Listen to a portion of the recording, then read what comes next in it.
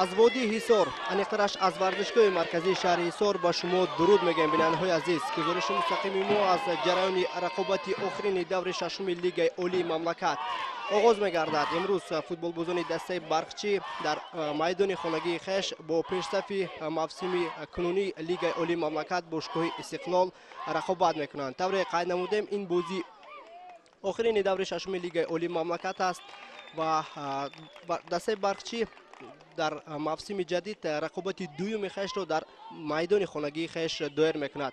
شاگردان الفبک بیراموف در دور پنجم نخستین رقابت خود را در این موسم دایر نمودند. طور مخلصان و هواداران فوتبال آگاهند. در اساس دستور و سپارش پرزیدنت فدراسیون فوتبال تاجیکستان محترم رستم امامعلی، ورزشگاه مرکزی شهر حصار دوام یک سال مورد تعمیر و تجدید قرار گرفت. از جمله چمن ورزشگاه که صنعی بود با چمن گیبریتی 70 بستی عوض گردید. واقعا هم چمن میدان خیلی خوب است و برای قبول نمودن رقابت‌های لیگ عالی و همچنین رقابت‌های لیگ عالی مملکت پورا آماده میباشد. در برابر چمن ورزشگاه مرکزی شهر حصار اینچنین در میدان کارهای رنگ و باردهی، تعمیر حجره لباس عوضکنی فوتبال بازان، حجره کمیسران و طبیبان و دیگر اینفراستراکچور ورزشگاه تعمیر و تجدید گرفت. خوب گروه داوران با ما نشان داده می شود. رقابت امروزه را گروه داوران از شهر کولوب حکمی میکنند. داور اساسی بختیار کاملوف است و یاردمچی های او سوربان احمدزاده و بهرام طاهری. به حیث داور چهارم باشد امروز نصرالله کبیرов تعیینات گرفته است و کمیسر این رقابت باشد فریدون سولیف به حساب می رود. با اطلاع بیننده ها می رسانیم که در رقابت امروزه نظام ور فعالیت نمی کند.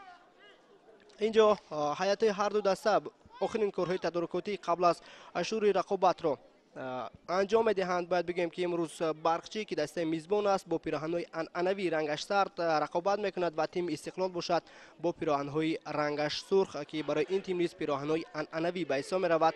بر مقابل استقلال بر مقابل برقچی مبارزه خواهد برد. شاگردان الفبک بیراموف نخستین رقابت خش را در میدان خانگی خش در موسم 34 لیگ عالی بسیار هم خوب با دایر نمودند. دوره گذشته فوتبال بازان برقچی در همین میدان بر مقابل تیم نوکار چمپیونات هولبوک ناحیه واسه رقابت کرده با حساب 2-1 به پیروزی دست یافتند. این هم الفبک بیراموف است، سرمربی دسته برقچی که البته انتظار می رود که در این موسم دسته مستور زیر رهبری این متخصص محلی به نتیجه های دلخواه دست می یابد یا اینکه نه. البته پایان موسم به این سوال ما جواب خواهد داد. طوری می بینیم همه چیز برای شروع رقابت امروز آماده است. فوتبال بازان استقلال دسته مهمان از مرکز میدان توپ را به بازی وارد خواهند کرد. همکنون همگان صداشته که داور مرکز بختیار کاملوف را انتظار هستند. ما نیز به هیئت‌های اساسی هر دو دسته می توانیم که در ابتدای واخوری توجه کنیم. رضا دهقانی حمله‌ور مرکزی باشگاه استقلال و همچنین لیگنر این تیم از مرکز میدان توپ را به بازی وارد کرد.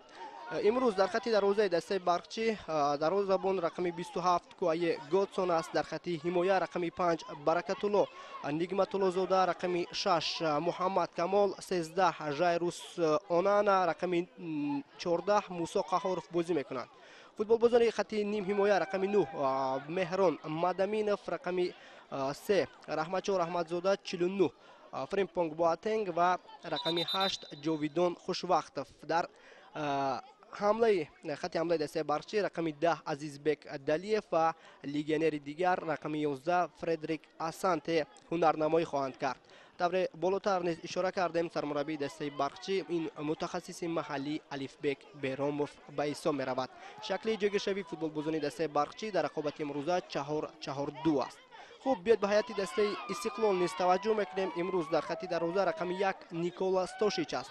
در خط حمایه این تیم رقم حریقترش از کنار چپ رقم 3 تبریز اسلاموف، از کنار راست رقم 21 رامیش جلیلوف، در مرکز رقم 5 صادق جان قربانوف و رقم 77 مزرعت رقم 44 جوشوا اکپوجه بازی خواهند کرد. در خط نیم حمایه تکیه‌گاهی در هیئت دسته استقلال رقم 6 امیربک جوراباєв و بازیگر شماره 24 نیکولاس لورنس بازی میکنند. نزدیکتر به خط حمله رقمی 66 رستم کمالوف، رقمی 10 علیشیر جلیلوف و رقمی 11 محمد جان رحیموف هنرنمایی میکنند. حمله‌ور مرکزی دسته استقلال این بازیگر شماره 77 لیگیونر از کشور ایران رضا دهقانی است. سرمربی باشگاه استقلال این ایگور چریفچنکا بایسا می رود. هجوم نخستین دسته استقلال در رقابت امروزه طریق کناری چپ براه مانده شد. رستم کمالوف چندان در این وضعیت موفق گردیده نتوانست و همکنون به نفع فوتبال بازان شهر دوشنبه ضربه کنجی تعیین می‌گردد. علیشیر جلیلوف کاپیتان دسته استقلال در نزد توپ است و آماده است که از ضربه کنجی توپ را به بازی وارد کند. اینجا حمایتگران قامت بلند دسته استقلال با ما نشان داده شد که در داخل جریمه‌گاه منتظر پاس بودند، ولی علیشیر جلیلوف با همراهی همدستش از این وضعیت با بازیگذاری توپ را به مرکزی جریمه‌گاه روان نمود. این وقت رضا دهقانی فرصت بود ولی پورا برطرف نشده است. البته در رقابت امروزه استقلال از لحاظ اداره‌کنی توپ و تشکیل هجوم ها حتما در قیاس به حریف خویش برتری خواهد داشت. کوشش نوبتی فوتبال بازان استقلال طور دیدیم به نتیجه جنبست گردید و برکت الله نگمت الله زاده کاپیتان برقچی این فرصت را توانست که برطرف کند. در دور گذشته یعنی دور ششم دسته استقلال در میدان خانگی خویش در دربی شهر دوشنبه با تیم کلوب مرکزی ورزش ارتش رقابت کرد و آنجا فوتبال بازان استقلال با 2 گل به جواب ارتش ها را شکست دادند. توپ‌روایی علیشیر جلیلوف صورت بلند میگیرد به خط حمله. اینجا اندک اشتباه کرد جلیلوف و توپ را از دست داد.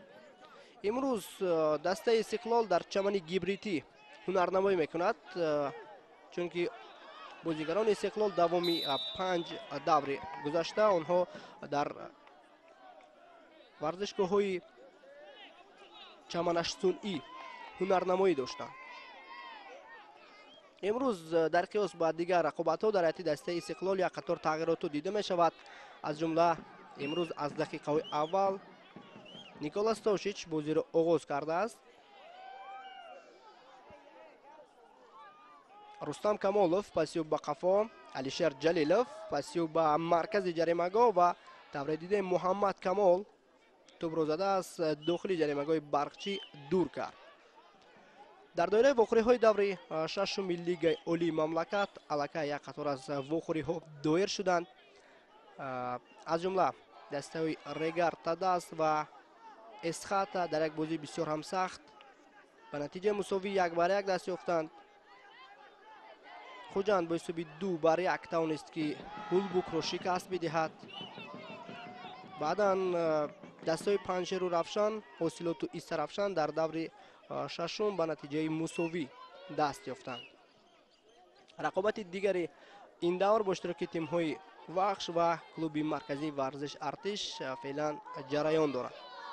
نیکولاس لورنس پاسیو بر رامیش جلیلوف. لورنس بسیار خوب بازی کرد ولی از پای افتید. داور مرکز باشد به این حالت عموما توجه نکرد. عزیزبک دلیف پاسیو به خط حمله فردریک اسانته و اینک مراتب دوم است که در رقابت امروزه فوتبال بازان دسته برقچی در حالت نوبازی قرار میگیرند.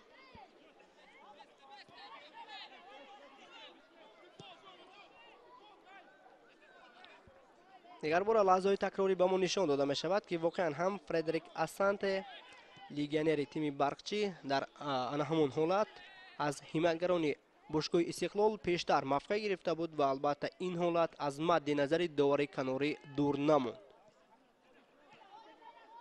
علیشیر جلیلوف ارسالیو با کناری راست، رامیش جلیلوف بدون مشکلی پس هم دستش را قبول کرد و فرصت بسیار هم خوب محمد جان رحیموف میتوانست که در ابتدای این واخوری خطی دروازه حریف را رخنه کند. بازیگری که موسم گذشته در حیاتی دسته رفشن شهر کلوب بود. ببینید که چطور بازیگزاری بسیار هم زیبا هنگامی که رامیش جلیلوف توپ را به مرکز جریمه‌گاه ارسال میکرد توپ به پای فوتبال بازی برقچی برخورده اندکی همون مسیر حرکت خود را عوض نموده بود. ولی به هر حالت محمد جان رحیموف به توپ رسیده توانست ولی ضربه زدهش چندان دقیق نبود. علیشیر جلیلوف ارسال نوبتی جلیلوف خیلی هم بلند نیکولاس لورنس، ولی در این وضعیت دور دیدیم صدیق جان قربانوف ضربه زد، ولی ضربه زده صدیق جان خیلی بلند بود.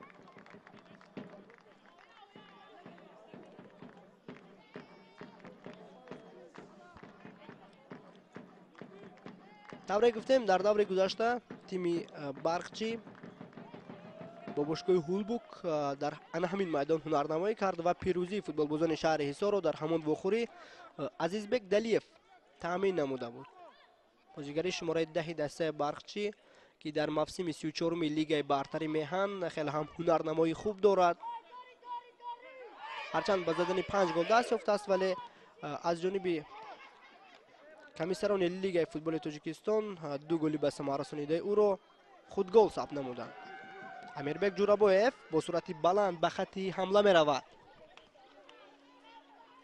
رضا دهقانی، گزارش رضا یک نفر را بسیار هم زیبا فریب داد. امکانیت نوبتی برای رامیش و این امکانیت از دست می رود. از دقیقه های اول فوتبالبازان استقلال بسیار هم فعال هستند.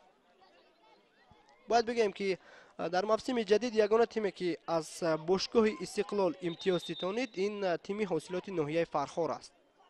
در یک رقابت بسیار هم مشکل استقلال با حاصلات به نتیجه مساوی 1-1 دست یافته بودند.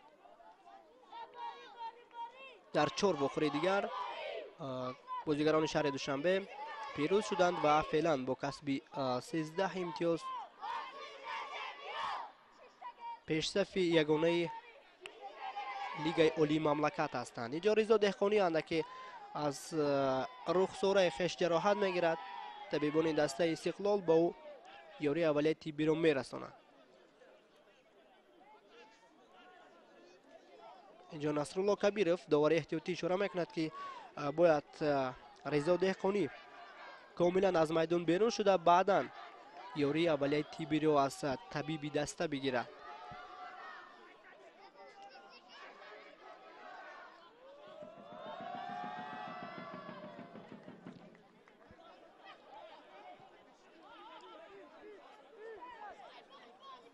رستم کمالوف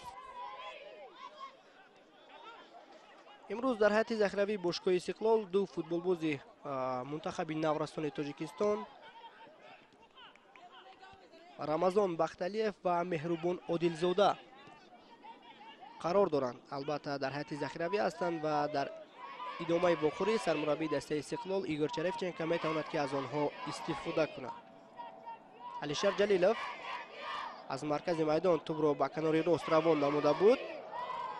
اکنون محمد جان رحیموف توپ را از دست میدهد. موسی قهاروف ارسال دور درازی و به خط حمله، ولی یگان نتیجه نیست. امروز فردریک اسانته بازیگر شماره 11 دسته برقچی از دقیقه های اول بازی را شروع کرد، چون او در وخوری گذشته در هیئت ذخیروی بود و امروز الفبک بیراموف خواست که او را در هیئت اساسی قرار بدهد. در رقابت بر مقابل هولبوک محض در جای فردریک اسانته دو بیرامین هنرنمایی داشت، ولی هنرنماییش چندان قابل توجه نبود.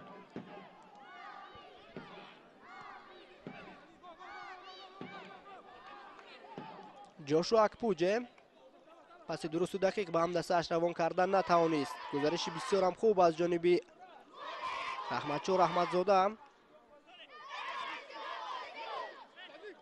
با گذشت زیاده از 10 دقیقه تا کنون صاحبان میدان یگان امکانیت خوبی گلزنی را در نزد دروازه دسته استقلال سازمان دادن نمیتوانند. نیکولاس لورنس ارسال توپ به خط حمله. رضا دهقانی دوره میبینیم به میدان برگشته است. 2 نفره با او فشار میارند. محمد کمال در مبارزه انفرادی موفق نگردید. دیگر بار نیکولاس لورنس، علیشر جلیلوف ارسال رضا دهقانی به مرکز جریمه‌گاه و ضربه زده امیربک جورابویف چندان موافق نبود. در رقابت دوم امیربک با سرش ضربه زد، ولی ضربه زدهش برای دروازه‌بان تیم برقچی چندان خوف و خطری را به میان آوردن نتوانست. بازیگزاری بسیار هم خوب با اشتراک فوتبالبازان برقچی. رحمتچور رحمتزاده پسیو با جاویدان خوشوقتов. اینجا جاویدان خوشوقتov توانست که توپ رو در نظارتش نگاه دارد. ارسال دور و دراز و مهران مدمینف پسی هم دستش را در این حالت نتوانست که قبول نماید. مهران مدمینف موسم گذشته در هیئت دسته استقلال بود، بازیگر شماره 9 تیم برقچی، ولی در موسم جدید و شرف باشگاه شهر حصار را حمایت خواهد کرد.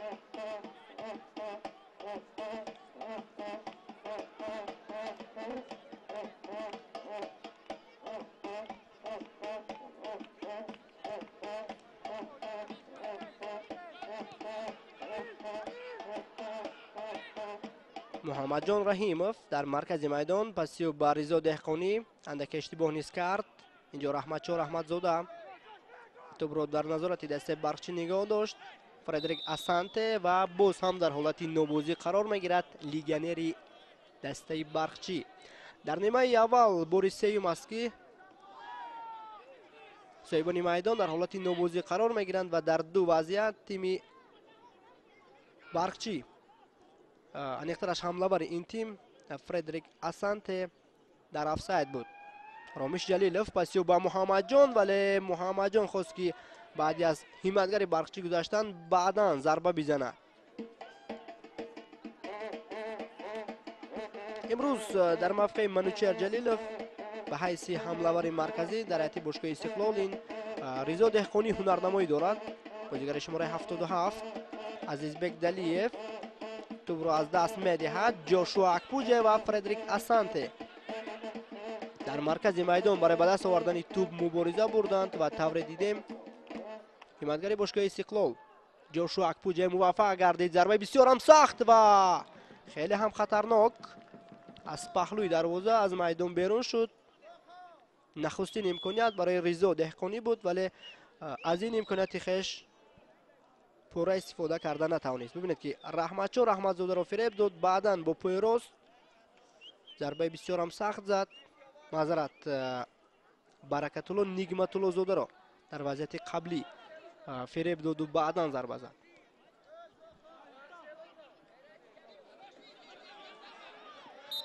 موسی قهاروف نرنمایی خوب داشت، ولی محمد جان رحیمov بر مقابل او غیر قاعده بازی کرد.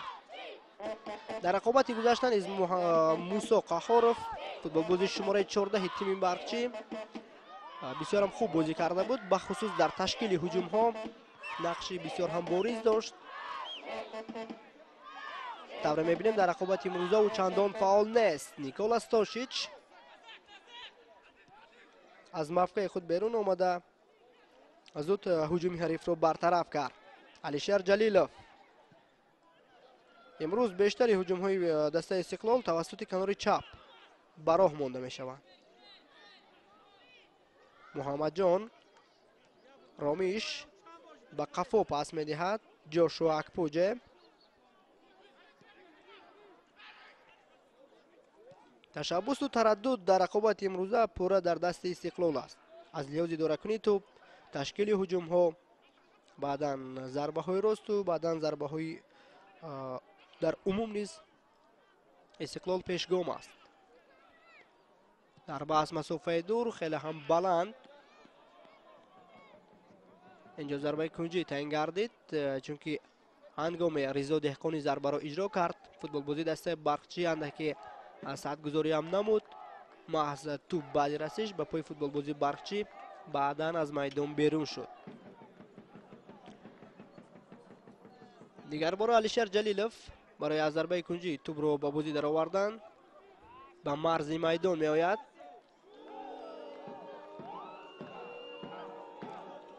ارسال علیشر به مرکز جریمه‌گاه. محمد کمال در رقابت دوم موفق گردید. جاویدان خوشوقتov توپ را پورا در نظارت دستش نگاه داشتن نتوانست.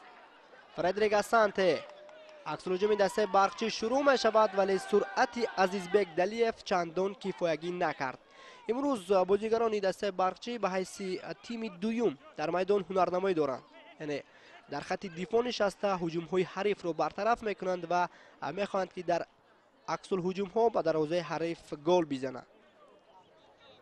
اساسا دسته‌های میانه‌حال و دسته‌های ضعیف لیگ عالی مملکت در رقابت بر مقابل استقلال با این گونه تاکتیک هنرنمایی میکنند. با گذشت 5 دور در موسم 34 لیگ عالی مملکت دسته برقچی 8 امتیاز دارد. فوتبال بازان این تیم بورگر تداس برابر امتیاز دارند، ولی دسته ریگر الکی بازی دور ششم خیش را دایر کرد.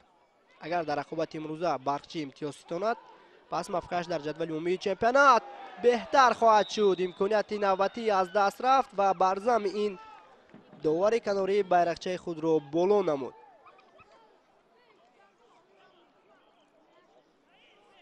به نوارهای تکراری متوجه می شویم. ارسال رستم کمالوف خیلی هم زیبا بود، ولی از این امکانیت خیش محمد جان رحیموف استفاده کردن نتوانست.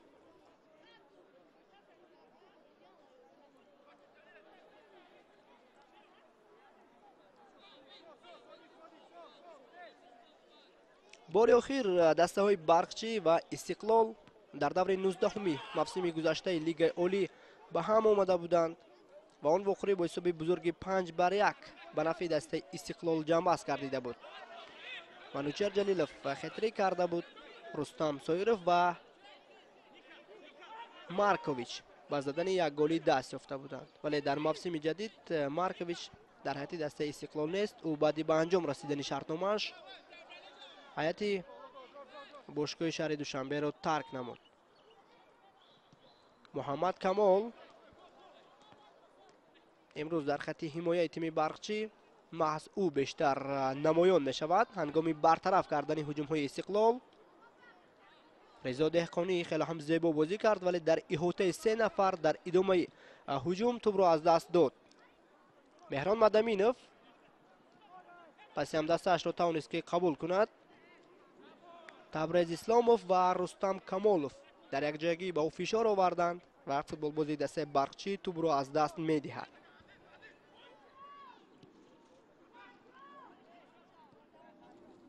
ارسالی بسیار هم خوب. رستم کمالوف هجوم دسته استقلال را ادامه خواهد داد، ولی بعد یک پایغچ این حمله برطرف گردید.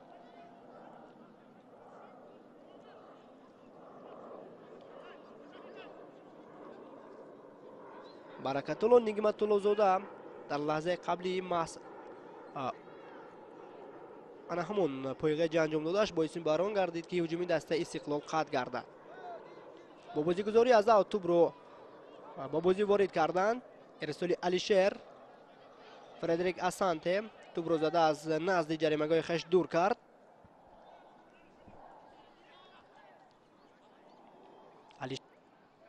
علیشیر جلیلوف توپ رو در میدان نگاه داشت. محمد جان رحیموف همکنون اوت تعیین می شود.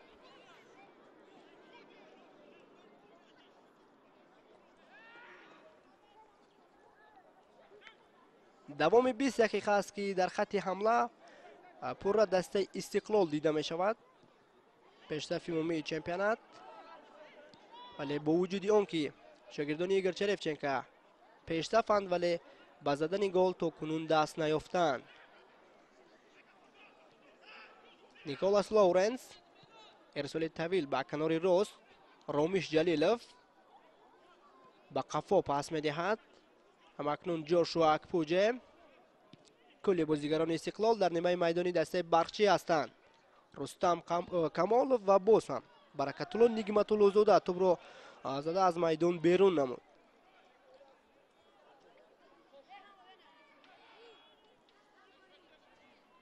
جلیلوف فرصت هست.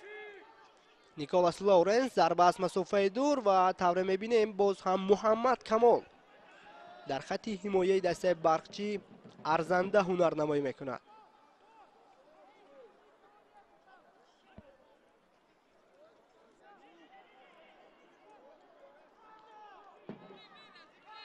دیگر بار از ضربه کنجی به نفع فوتبال بازان تیم استقلال امکانیت به میان می آید. به طور همیشگی برای اجرا کردن ضربه کنجی علیشیر جلیلوف موظف گردیده است. ارسال تبریز به مرکز جریمه‌گاه باز هم این هجوم به نتیجه به پایان رسید.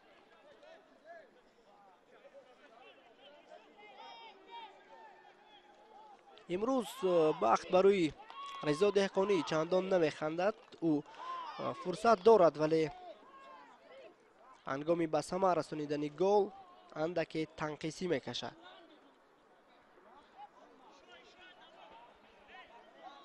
باشگاه استقلال الکی در سال 2025 یک جایزه به دست آورد زیر راهنمایی ایگور چریفچنکو. فوتبالبازان شهر دوشنبه در جام فدراسیون فوتبال تاجیکستان غالب شدند. آنجا بازیگران استقلال با نماینده دیگر شهر دوشنبه کلوب مرکزی ورزش ارتش پیروز شده عنوان قهرمانی را مال خویش نمودند. داور مرکز داشته که خود را بلند نمود. اشاره می شود که محمد جان رحیموف قاعده بازی را ویران کرده است. موسی قهاروف، عزیزبک دلیف منتظر پاس بود ولی همدستش رحمتشور احمدزاده توپ را از دست داد.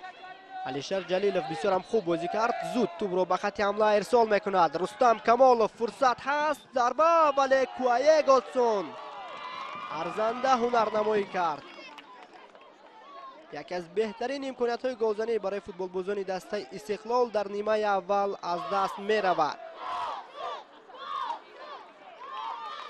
با پای چپ ضربه بسیار هم سخت اجرا نمود رستم کمالوف ولی کوایه گاتسون با مشکلی این حالت را توانست که برطرف نماید. علیشر جلیلوف این نوبت از کنار مقابل انیختنش از ضربه کنجی آماده است که توپ را با بازی وارد کند. ارسال علیشر به داخل جریمه‌گاه باز هم کوایه گاتسون در برطرف کردن هجوم رقیب موفق می‌گردد. رضا دهقانی وارد جریمه‌گاه گردید. گزارش بسیار هم خوب، ضربه محمد جان و محمد کمال این حالتی خطرناک را برطرف کرد. تا رفت هجوم‌های خطرناک دسته استقلال در نیمه اول بیشتر می‌شوند. این نوبت رستم کمالوف در کنار چپ میدان موفق گردیدن نتوانست.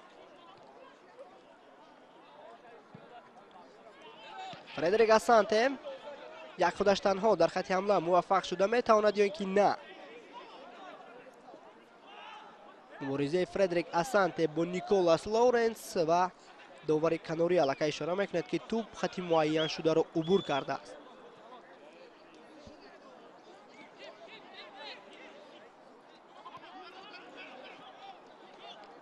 امروز یکی از برتری های تیم برقچی این است که دسته مذکور در میدان خانگی خش بازی دارد. آنها الکی در موسم جدید یک مرتبه در چمن گبریتی رقابت کردند و تا جای با میدان یک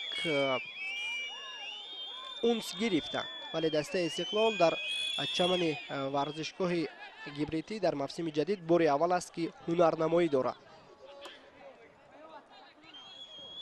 علیشر جلیلوف ارسال درو درازی و به خط حمله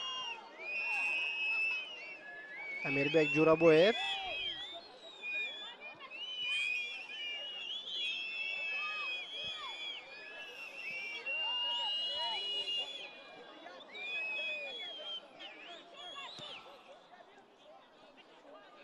کوشش نوبتی فوتبالبازان دسته استقلال طریق کنار راست میدان براه مانده می شود. اونجایی که محمد جان رحیموف و بعدا رامیش جلیلوف هنرنمایی دارند.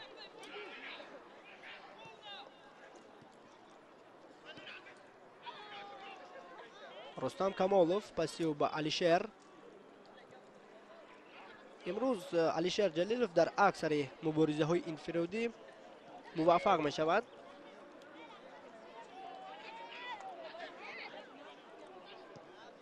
محمد جان رحیموف پسیو به رامیش. امیربک جورابویف در داخلی جریمه‌گاه است. ارسالیو به مرکز امکانیت بسیار هم خوب، ضربه رضا دهقانی و باز هم کوایه گاتسون این حالت رو برطرف میکند. به واسطه در نیمه اول سه امکانیت بسیار هم خوبی گلزنی را فوتبالبازان استقلال از دست میدهند. ببینید که کسی بر مقابل رضا دهقانی مبارزه نبرد ولی لیگنری پایتختی ها چندان ضربه خوب اجرا کردن نتوانست.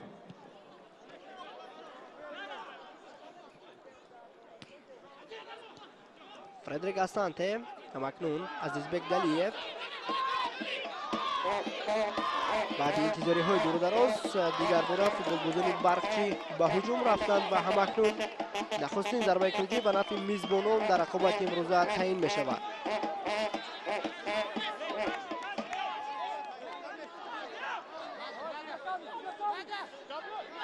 جاویدان خوشبختov بازیگر شماره 8 نیم حمایتگر برای از ضربه کلیدی توپ را به بازی وارد کردن نزدیک توپ می آید.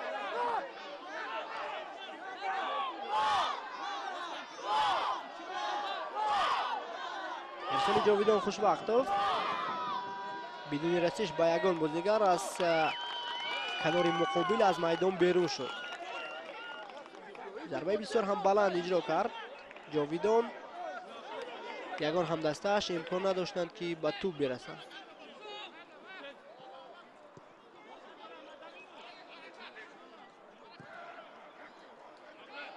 در دور ششم سه رقابت با نتیجه مساوی جمع است کردیم. انکترش با نتیجه مساوی 1-1 باشگاه استقلال امکانیت دارد که از این مساوی ها استفاده برده 3 امتیازی ضروری را صاحب شود و پیشرفتی خود را در لیگ عالی نگاه دارد. امکانیت نوبتی با تور میبینیم از پهلوی دروازه از میدان بیرون می شود. امروز رضا دهقانی در خط حمله استقلال چندان موفق نیست.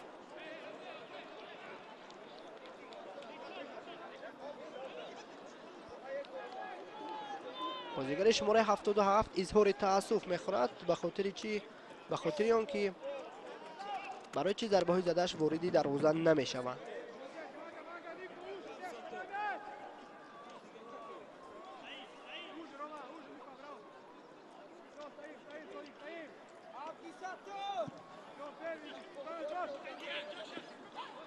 جاشوا کوجه هنگامی مبارزه برای به دست آوردن توپ اندکی غیر قاعده عمل کرد و داور مرکز بختیار کاملوف محض در همین حالت ویران شدن قاعده بازی را به اعتبار گرفت. ضربه از مسافه دور و توره میبینیم اندک مشکلی را برای نیکول استاشیچ به میان آورد. رحمتشاه رحمتزاده محض او بود که از مسافه دور نخستین ضربه دسته برقچی را در رقابت امروزه سمت دروازه رقیب اجرا نمود.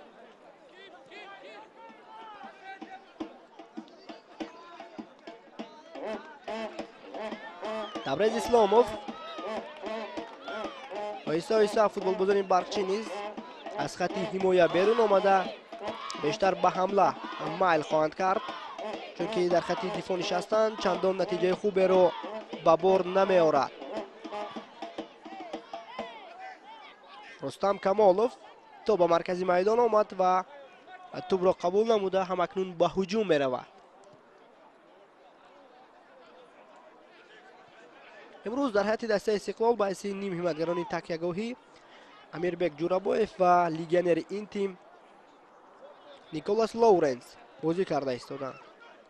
باعث فوتبال بازی ساز باشد کاپیتان پایتختی ها ماس علیشیر جلیلوف در میدان هنرنمایی دارد.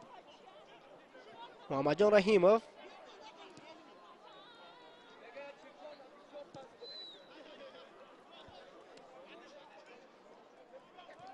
پس تبریز به خط حمله رضا دهقانی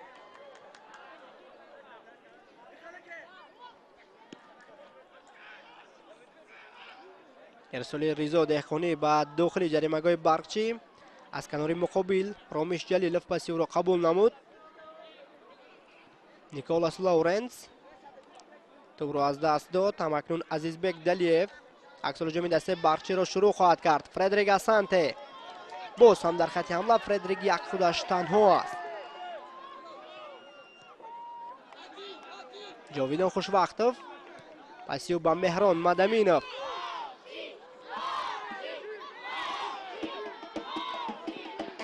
توپ از میدان بیرون شد و به نفع صاحبان میدان آوت تعیین می‌گردد.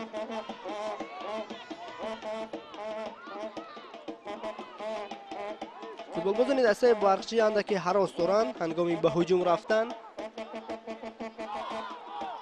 تنها در خط حمله 2 یا 3 بازیگر دیده می شود.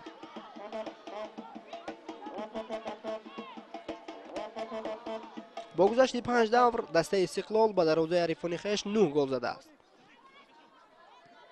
فوتبالبازان شهر دوشنبه با دروازه خود باشد تنها 3 گل سر دادند. برقچی باشد با زدن 8 گل دست یافته از دروازه خویش 5 توپ بیرون آورده است. موسی قهارов ضربه رحمتزاده و نیکولا ستاشیچ با مشکلی این وضعیت رو برطرف کرد. اینک بار دویم است که رحمتزاده بیرون از جریمه‌گاه دروازه حریف رو نشان میگیرد. ببینید که ضربه بسیار هم سخت روان کرده شد ولی راست جانبی دستای نیکولا ستاشیچ رفت و دروازه‌بان پایتختی ها این حالت رو برطرف نمود. اگر ضربه زده رحمتزاده به کنج ها میرفت فکر میکنم امکانیت گلزنی بیشتر میشد. علیشر جلیلوف توپ وقت اساسی نیمه اول 15 دقیقه دیگر کمتر از 15 دقیقه دیگر باقی ماند. رستم کمالوف زیر فشار دو فوتبالباز برقچی توپ را از دست داد. اما اکنون عزیزبک دلیف صورتی بلند میگیرد. جاشوا اکپوجه بدون مشکلی این حالت را برطرف کرد. اشتباه نوبتی با اشتراک شاگردان ایگور چرفچنکا. فریمپونگ بواتنگ پسیو با جاویدان خوشوقتوف. آیسته آیسته فوتبالبازان برقچی نیز در خط حمله فعال میشوند. موسی قهارov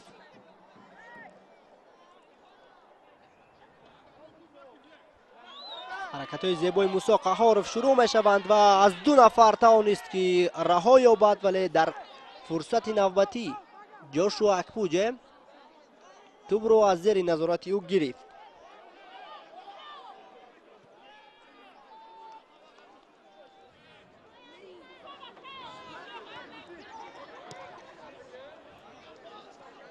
محمد کمال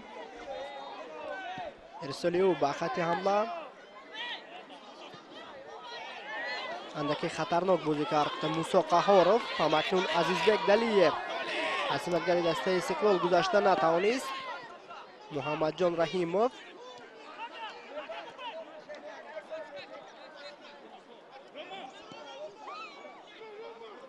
دیگر باره محمد کمال هجوم فوتبالبازان استقلال رو رفت نمود. رحمتزاده پس به جاویدون مهران مدمینف امکانیت هست ولی نیکولا ستاشیچ اولین شده از مقطع خود بیرون آمد و توپ رو به دستان خود گرفت. هجوم نوبتی فوتبالبازان استقلال محمد جان رحیموف پس به رضا دهقانی. سه بازیگر برقچی بر مقابل رضا دهقانی مبارزه بردند و فوتبالباز مذکور مجبور شد که اندک عقب نشینی کند. علیشر جلیلوف کل فوتبالبازان برقچی در خط حمایه هستند. رستم کمالوف فرصت هست و موسی قهارov توپ محض بعد رسیش به او بعدا از میدان بیرون شد. جاشوا اکپوجه فوتبالبازی که قبل از شروع موسم نوی لیگ اولی به هیئت استقلال پیوست به خاطر پرقوت نمودن خط حمایه و دوره میبینیم در 5 دوره گذشته لیگ اولی در خط حمایه استقلال هنرنمایی خوب نشان داده ایستاده است. این نوبت افساید به قید گرفته شد. رضا دهقانی در وضعیت قبلی در افساید بود. این چیز را ما در نوارهای تکراری کلام خوب مشاهده میکنیم.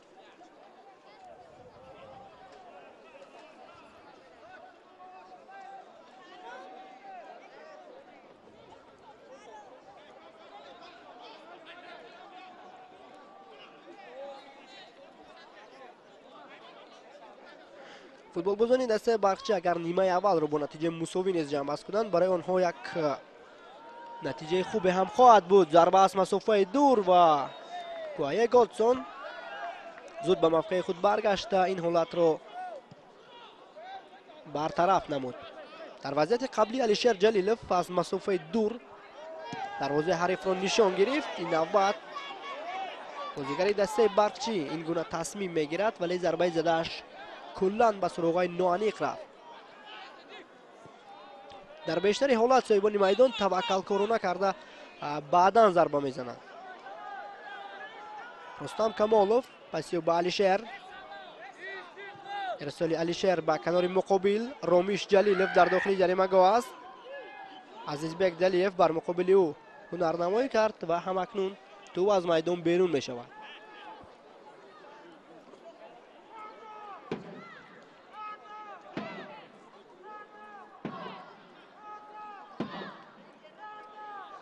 در قسمت اول فوتبال بازان برقچی در خط حمایه خیلی هم خوب بازی دارند. به حریف امکانیت نمیدهند که خطی در روزه آنها رو رخنه کند. دیگر بار علیشیر در نزد توپ است. پسیو به رستم کمالوف، ارسال علیشیر به مرکز جریمه گاه. فرصتی بسیار هم خطرناک ولی کوای گاتسون اولی شده توپ رو به دستانی خود گرفت.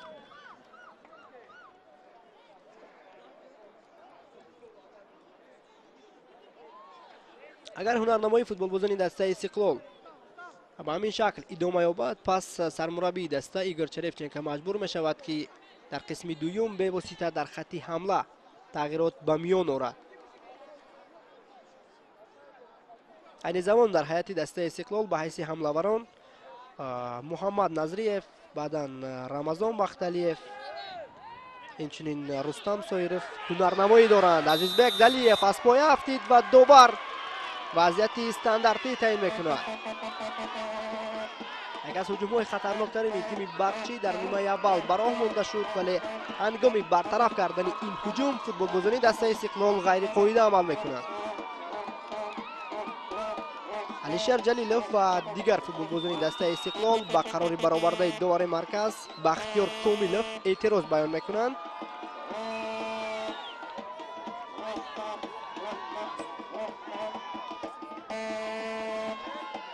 داور مرکز در قرارش قطعی است، هرچند تبریز و دیگر بازیگران استقلال از این قرار چندان راضی نیستند.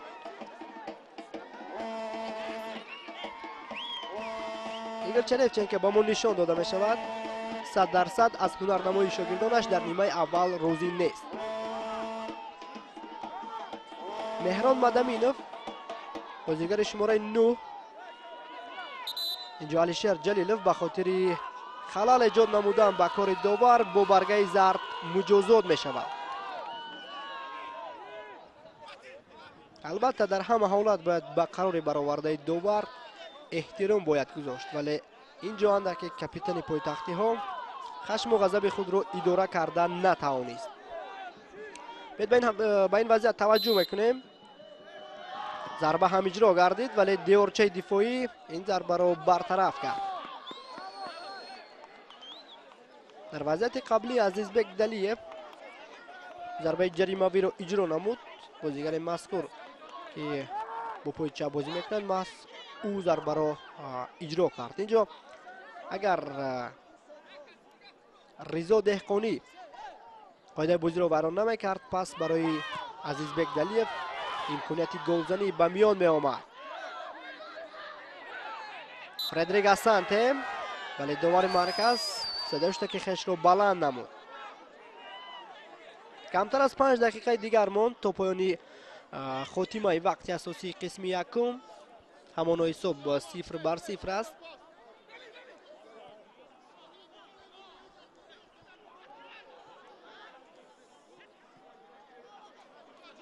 در دقیقه های آخری نیمه اول آیسته آیسته فوتبال بازان دسته برقچی در خط حمله خیلی هم فعال شدند.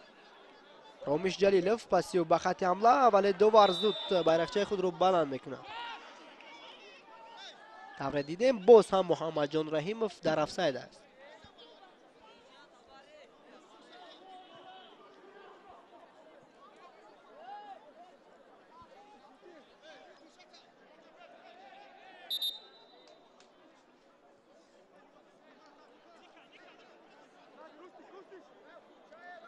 جایروس اونانا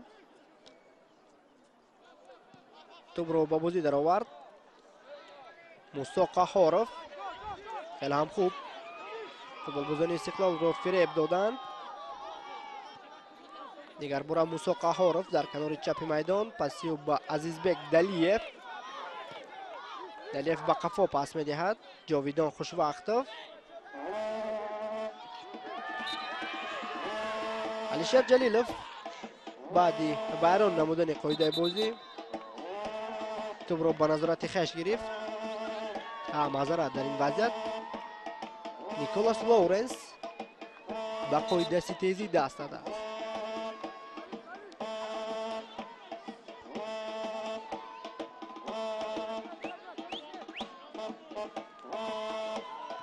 جایروس اونانا با قاعده تیزی دست داد و به خاطر این عملش کارت زرد نیز گرفت. تمکنون از لحاظ برگه های زرد برابر به قید گرفته می شود. در همین وضعیت اندکی خطرناک بازی کرد جایروس اونانا.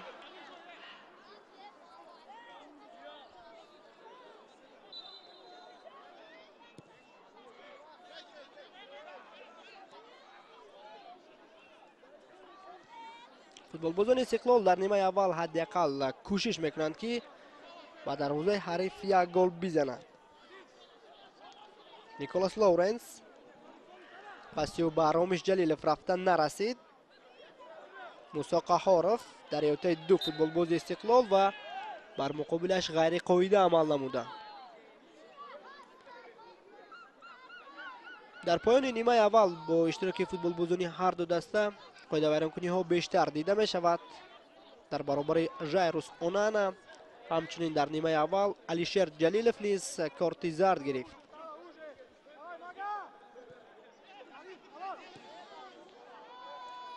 رضا دهقانی از پای افتید و داور آرام است. یگان عملکرد زیادتی را در حرکت فوتبالباز برقچی ندید. ارسالی محمد کمال به خط حمله فردریک اسانته انتظار داشت که توپ از صادق جان قربانوف میگذارد، ولی همتگر استقلال توپ را زده از میدان بیرون کرد.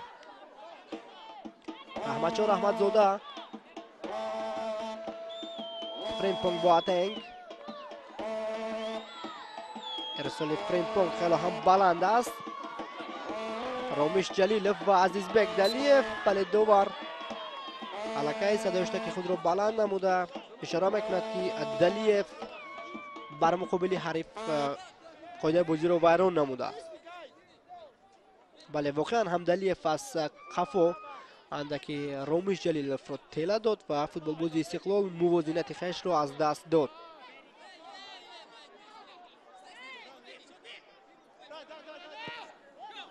چهل و پنج دقیقه نیمه اول نیز بیننده های عزیز جمع گردید و از جانب داور مرکز به نیمه یکم 2 دقیقه زم کرده می شود.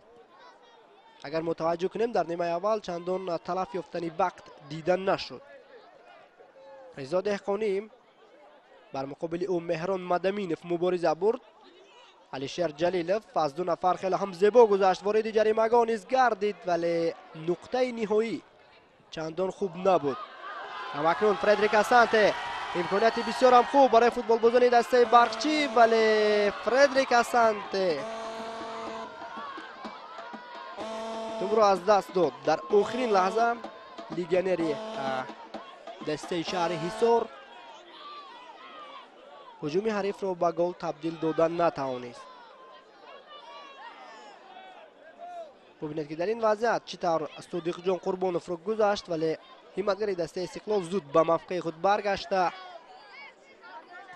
اشتباه خود را جبران نمود.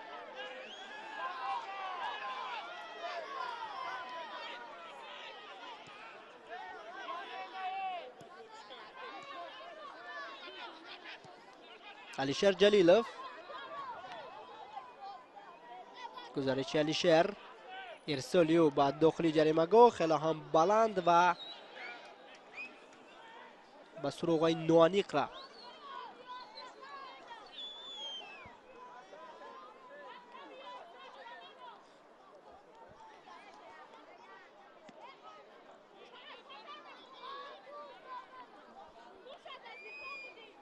2 دقیقه زم کرده داور نیز به نیمه اول در حال انجامیابی قرار دارد. اینجا اشتباه کرد ولی جاویدان خوشوقتов در مرکز جریمه‌گاه نتوانست که توپ رو صاحب شود. به همین ترتیب نیمه اولی بخوری دستای برقچی و استقلال با نتیجه مساوی 0-0 جمع است میگردد. دسته‌ها به تنفس میبرند و بعد 15 دقیقه به نیمه دوم برمیگردیم.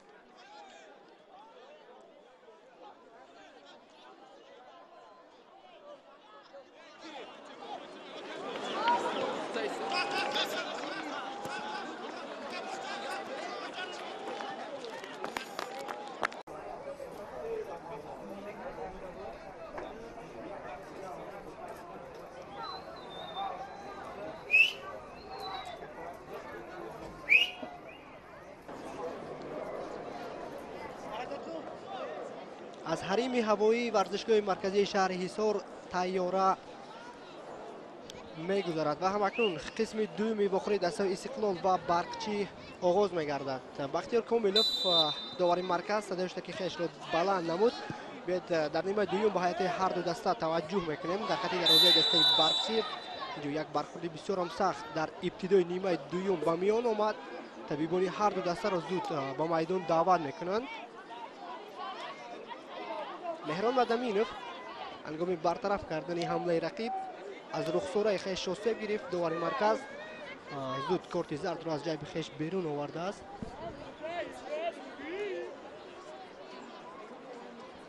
همکنون نوارهای تکراری این وضعیت به ما نشان داده می شوند. رستم کمالوف برخورد بسیار هم سخت داشت با مهران مدمینوف به اطلاع داور مرکز. البته طوری که اشاره کرد در آن همین وضعیت فوتبال بازی دسته برقچی قاعده بازی رو ویران کرده بود. در نیمه دوم در حیات هر دو دسته تغییرات نیست. دوره میبینیم علیشیر جلیلوف کاپیتان دسته استقلال اشاره میکند که رستم کمالوف بازی رو ادامه دادن نمیتواند. مهران مدمینوف نیز از سر خیش آسیب گرفته است. اینجا فوتبال بازی دسته حاصلات نوعی فرخار اسلام زویرف با ما نشان داده می شود. فوتبال بازی که در موسم جدید واقعا هم گل های زیبایی رو به ثمر رسانیده است. به یک از گل های زیبای خود را اسلام زویرف با اصول پوشناکی به دروازه استقلال به ثمر رسانده بود. همکنون مهران مدمینوف از زمین برخاست و به خاطر آن همین قاعده ویران کننده دغل با کارت زرد مجازات می شود. البته هنگام این برخورد مهران مدمینوف خودش نیز جراحت گرفت. رستم کمالوف بازیگر شماره 66 تیم استقلال بازی رو ادامه دادن نمیتواند. چند پس از هیئت ذخیروی پایتختی ها فوتبال بازی جدید وارد میدان خواهد شد. به معرفی هیئت هر دو دسته را در نیمه دوم شروع میکنیم. در خط دروازه دسته برقچی رقمی 27 توای گودسون هنرنمایی میکند. حمایتگران این تیم رقمی 5 برکت الله نگمت الله زوده، رقمی 6 محمد کمال، 13 ژایروس اونانا و بازیگر شماره 14 موسی قهارف هستند. در خط نیم حمایه رقمی 8 جاویدان خوشوقتов، رقمی 49 فرمپونگ بواتنگ، رقمی 3 رحمتچور احمدزاده و بازیگر شماره 9 مهران مدمینوف هنرنمایی خواهند کرد. دو حمله‌ور دسته برقچی اینها رقمی 11 فردریک اسانته و بازیگر شماره 10 عزیزبک دلیف هستند. سرمربی دسته برقچی باشد این متخصص محلی الفبک بیراموف به حساب می رود. در خط دروازه دسته استقلال رقمی 1 نیکولاس تاشیچ است. از کنارها رقمی 3 تبریز اسلاموف و رقمی 21 رامش جلیلوف بازی میکنند. در مرکز رقمی 5 صادق جان قربانوف و بازیگر شماره 44 جوشوا اکپوجه امروز هنرنمایی خواهند کرد. در خط نیم حمایه تکیه‌گاهی رقمی 6 امیربک جورابایف و بازیگر شماره 24 نیکولاس لورس بازی دارند. همکنون از هیئت ذخیروی دسته استقلال بازیگر شماره 19 احتم نظرف وارد میدان گردید. او در ادامه به جای رستم کمالوف بازیگر شماره 66 رقابت رو ادامه میدهد. حالا وضعیت استانداردی است به نفع فوتبال بازان استقلال. در نزد توپ کاپیتان دسته علیشر جلیلوف توپ را به بازی وارد کرد و کوای گودسون از مقفه خود بیرون آمده این حالت را برطرف کرد. محمد کمال اوسف گرفته است حمایتگر مرکزی تیم برقچی. هنگامی که علیشر توپ را به بازی وارد کرد ببینید که اینجا کوای گودسون یک برخورد داشت با هم دستش و دوره میبینیم محمد کمال از پای افتیده است. ادامه معرفی هیئت دسته استقلال به حیث نیم حمایتگران هجومکار رقم 11 محمد جان رحیمов، 10 علیشر جلیلوف بازی میکنند و حمله‌ور مرکزی این بازیگر شماره 77 رضا دهقانی است. در مربی دسته استقلال این ایگور چرفچنکو به حساب میرود. رقابت مذکور را گروه داوران از شهر کولوب حکمی میکنند. داور مرکز بختیار کومیلوف، از کنارها باو سوربون احمدزاده و بهرام طاهری کمک میکنند. داور چهارم یا خود داور احتیاطی باشد این نصرالله کبیرов است. داور درجه فیفا. شارح این رقابت باشد من دولت خطیب زاده هستم.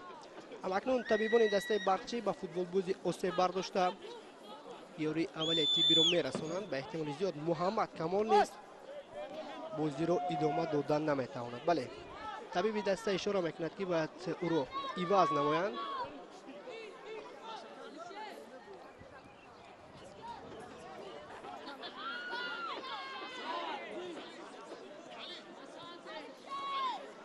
نیمه دویم برای هر دو دسته چندان خوب آغاز نگردید. ببینید که در همین وضعیت محمد کمال با همدسته خیش دروازه‌بان دسته کوای گودسون برخورد داشت و در نتیجه این برخورد حمایتگر مرکزی میزبانان از سرش جراحت گرفت. طوری گفتیم قسمت دویم برای هر دو دسته بسیار هم بد شروع شد. در دقیقه 46 رستم کمالوف از طرف پایتختی ها میدان را ترک نمود و همکنون با گذشت کمتر از 5 دقیقه فوتبال بازی دیگر از هیئت دسته برقچی انیقترش حمایتگر مرکزی بازیگر شماره 6 محمد کمال جراحت برداشته چند پس از میدان گرفته می شود. از هیئت ذخیروی فوتبال بازان شهر حصار بازیگری رقم 24 برای به میدان آمدن آمادگی میگیرد مهربان غفورزاده. البته مهربان نیست حمایتگر است. به احتمال زیاد در ادامه وفری به حیث دفاعگر مرکزی در موقع محمد کمال بازی رو ادامه خواهد داد. احتم نظرف از توپ رو با بازی وارد کرد. در نیمه اول فوتبال بازان استقلال پور تشبث و تردد رو در دست خود داشتند و برقچی باشد به حیث دسته دوم در میدان هنرنمایی میکرد. یعنی در بیشتر حالت در خط حمایه نشسته فوتبال بازان برقچی کوشش میکردند که در عکس الهجوم ها دروازه استقلال رو رخنه نمایند. ولی صاحبان میدان نیز از فرصت های به عمل آمده خاصه در دقیقه آخری قسم یکم چند امکانیت داشتند. اینجا داور کناری اشاره میکند که موسی قهارов با دستش بازی کرده است.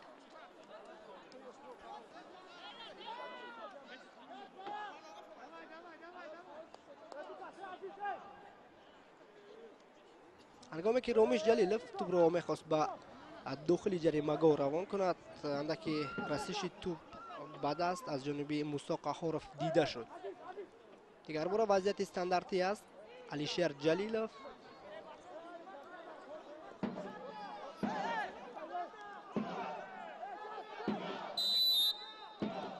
با بازیگزاری از این امکانیت استفاده میبرند. ضربه زده رامیش چندان خوب نبود. همکنون عزیزبک دلیف توپ را اندکی از نظارت خیش پیشتر هوا داد و این چیز باعث بران شد که بازیگران شهر حصار توپ را از دست بدهند. همکنون مهربان غفورزاده از هیئت ذخیروی تیم برقچی وارد میدان گردید. او در میدان بازیگر شماره 6 محمد کمال را عوض کرد. از هیئت هر دو دسته یک بازیگری بنابر سبب جراحت برداشتن میدان را ترک نمودند. فریمپونگ بواتنگ در مرکز در نزدیکی جریمه‌گاه دسته استقلال دو نفر را فریب داد. همکنون مهران مدمینوف بسیار به مرکز جریمه‌گاه به نتیجه به انجام میرسد. همکنون فوتبال بازان دسته برقچی عکس الهجوم خیش را شروع خواهند کرد. دلیف باز هم موفق نگردید. یک از سرمحصول ترین فوتبالبازان دسته برقچی در موسم جدید. در رقابت امروزه چندان فعال نیست.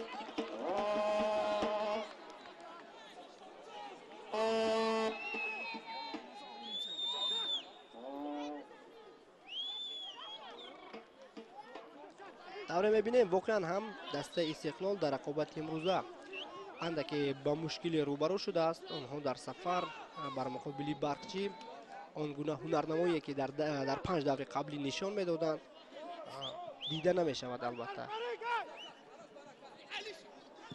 ارسال نوبتی علیشهر به کنار راست میدان. رامیش جلیلوف همکنون ضربه کنجی تعیین می شود. در نیمه اول شاگردان گرچریف که چندین وضعیت استانداردی سازمان دادند. اینچنین ضربه های کنجی نیست به نفع این تیم به میان آمده بود، ولی حملهور مرکزی پایتختی ها رضا دهقانی هنگامی به ثمر رسانیدن گل اندکی تنقیصی میکشید.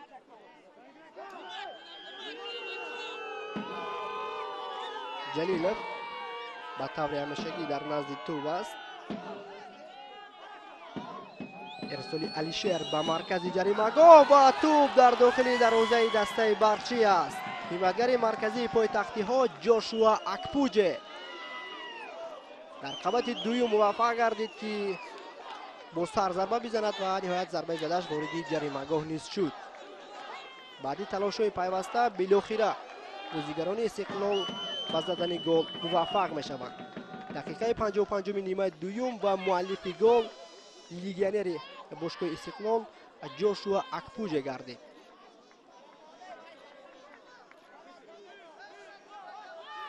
ضربه کنجی خیلی هم خوب با توپ و مرکز جریمه گاه روان گردید. کویا گودسون در این حالت موقعیت خود را از دست داد و ضربه زده جاشوا اکپوجه وارد دروازه گردید. ادامه باخوری برای فوتبال بازان دسته برقچی بسیار هم مشکل خواهد شد. دسته مذکور که در بیشتر حالت در خط حمایت نشسته کوشش میکرد که هجوم های حریف را برطرف کند، همکنون در حساب خفا میماند. ارسال موسی قهارف به داخل جریمه گاه استقلال و مهران مدمین موفق گردیدن نتوانست.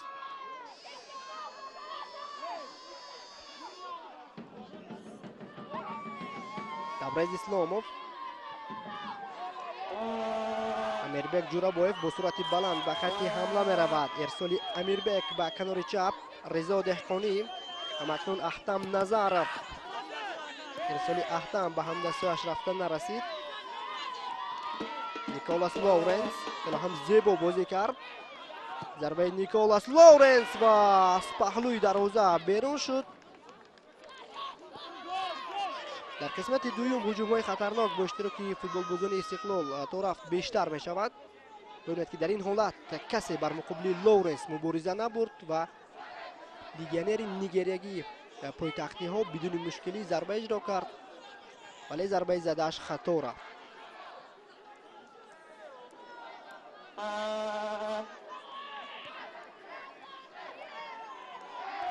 بازیگران استقلال گل دهم خویش را در موسم 34 لیگ عالی مملکت به هدف رسانیدند. این زمان از این تیم از همه بیشتر منوچهر جلیلوف به زدن گل دست یافته است. منوچهر مؤلف 3 گل است، ولی در رقابت امروزه او در هیئت دسته استقلال دیدن نمی شود.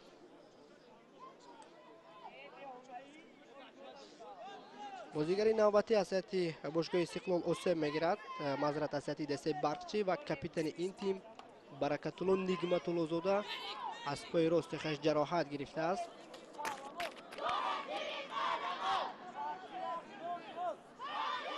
باز هم علیشهر جلیلوف اشاره میکند که برکت الله نگمت الله زاده رقابت را ادامه دادن نمیتواند. در نیمه دوم با اشتراک هر دو دسته قاعده ویرانکنی ها بیشتر بوده.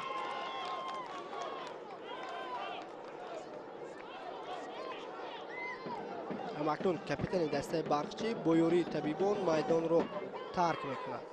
چند پیش عیناً همین گونه حالت به محمد کمال رخ داده بود.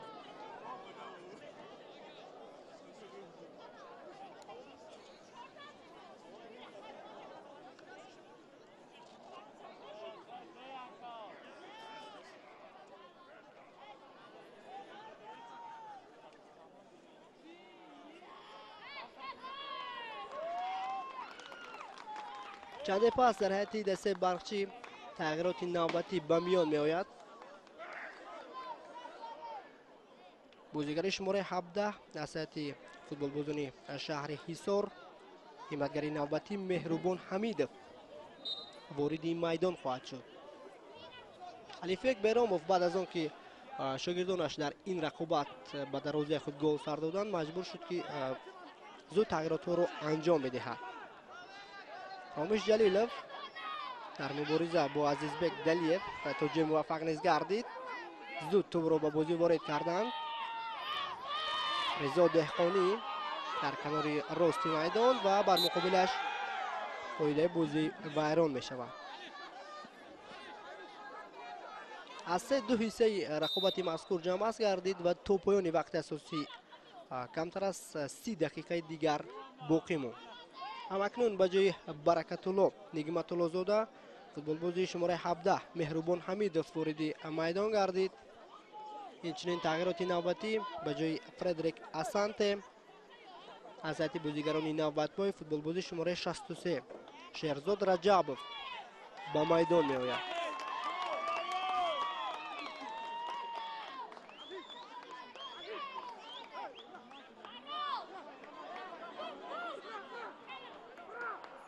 شهرزاد رجبوف حمله ور است و در ادامه رقابت با همراهی عزیزبک دلیف در خط حمله بازی میکنند.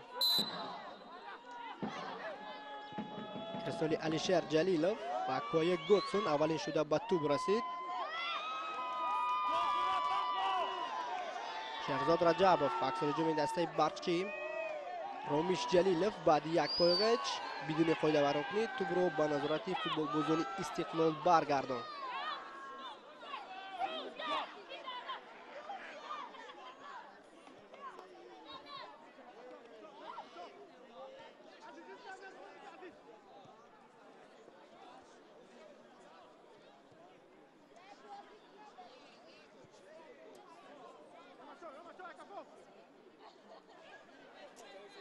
امروز در هیئت ذخیروی دسته استقلال محریدین حسنوف دیده نمی شود. در هیئت ذخیروی هم نیست و به حیث دروازه‌بان احتیاطی بازیگر شماره 22 مظفر سفرعلی ثبت نام شده است. رضا دهقانی در داخل جریمه‌گاه توپ را از دست می دهد. ژایروس آنانا در برطرف کردن این هجوم نقش بسیار خوب داشت.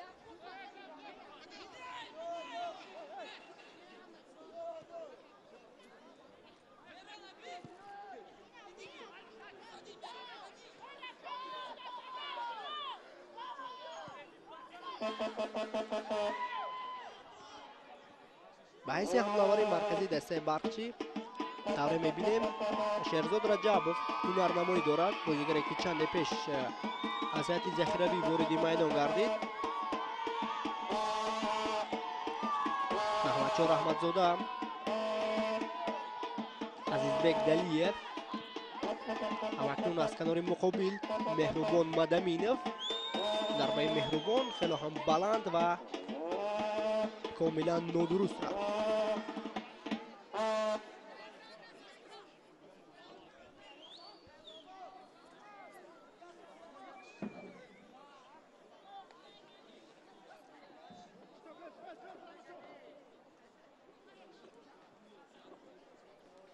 فعلا دسته برقچی در جدول عمومی لیگ عالی مملکت با کسب 8 خال در زینه هفتم است. دسته مذکور در بازی اول موسم جاری با باشگاه ریگر تداس بازی داشت. یک رقابت بسیار هم مشکل و شاگردان الفبک بیراموف در آن واخوری با نتیجه مینیمالی 1-0 شکست خورده بودند. بعدا دسته مذکور حاصلات نویه فرخا را 3-0 شکست داد.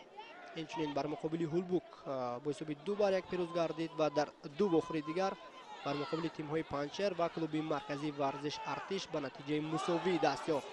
در بین نوبتی از جانب جاویدان خوشوقتوف دوره میبینیم بلندتر از تیری دروازه میدان رو ترک نمود.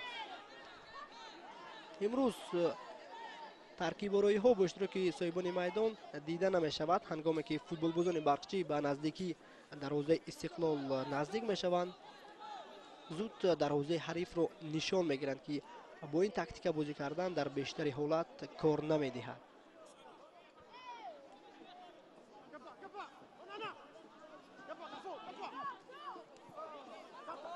ژایروس اونانا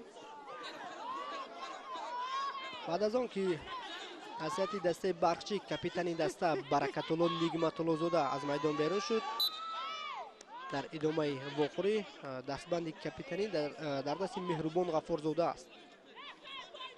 بازیگر شماره 24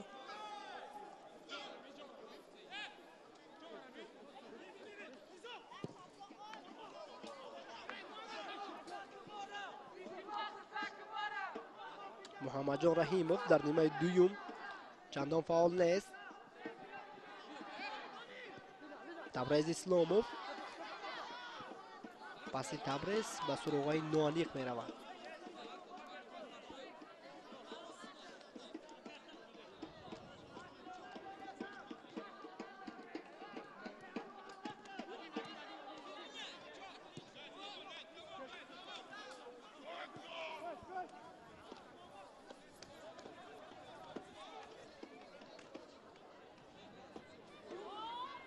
دیگر بار فوتبال بازان دسته برقچی توپ را از دست می دهند. در نیمه دوم از لحاظ اداره‌کنی توپ و صاحبان میدان توجه فاول نیست شدند، ولی در قسمت اول از لحاظ توپداری پر تشبث در دست فوتبال بازان استقلال بود. محمد جان رحیموف غیر قاعده عمل کرد برای مقابل موسی قهارов، یکی از فوتبال بازان کلیدی تیم برقچی. هنگامی که محمد جان را فریب داد، بازیگر استقلال مجبور شد که قاعده بازی را بیان کند. همکنون به نفع فوتبال بازان برقچی وضعیت استانداردی تعیین می‌گردد، هرچند تا دروازه خیلی مسافت دور است، ولی سازمان دادن فرصت گلزنی امکان پذیر است.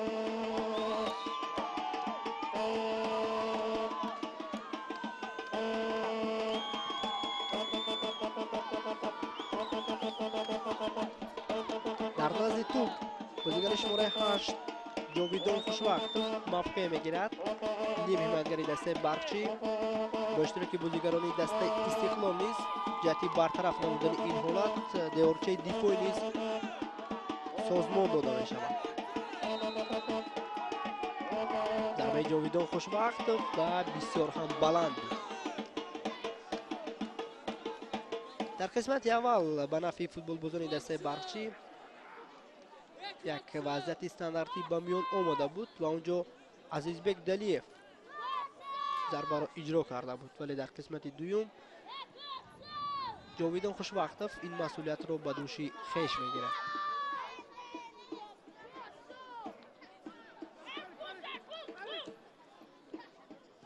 تبریز اسلاموف ارسالیو به خط حمله.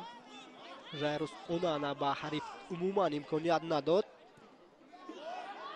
فرمپونگ بواتنگ از پای افتید و بر مقابلش قاعده بازی را ویران کرده.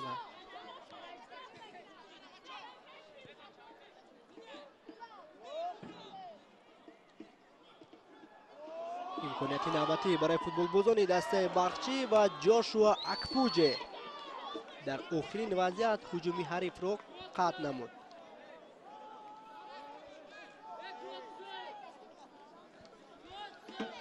بار دیگر به این وضعیت توجه میکنه. عزیزبک دلیف که هم خوب از حمایتگران استقلال فرار کرد و ارسالی انجام دادهش به مرکز جریمه‌گاه در سطح خوب اجرا نگردید. عزیزبک دلیف ارسالیو به مرکز جریمه‌گاه، فرصتی بسیار هم خوب. فرمپونگ بواتنگ و سراغ نوانیق می رود. ببینید که در نیمه دوم فوتبال بازان استقلال به حریف امکانیت می دهند. در همین وضعیت فرمپونگ بواتنگ کاملا در موقع آزاد بود، با پای چپ ضربه زد و ضربه زدش نادرست رفت.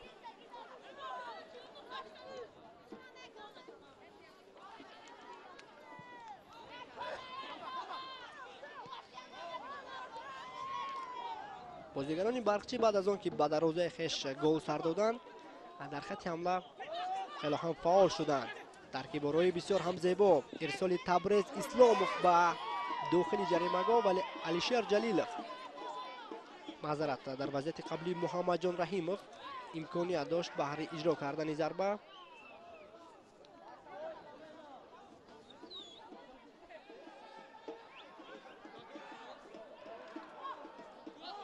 رحمتشاه رحمتزاده از ضربه زده او را نیکولا ستاشیچ با مشکلی برطرف کرد.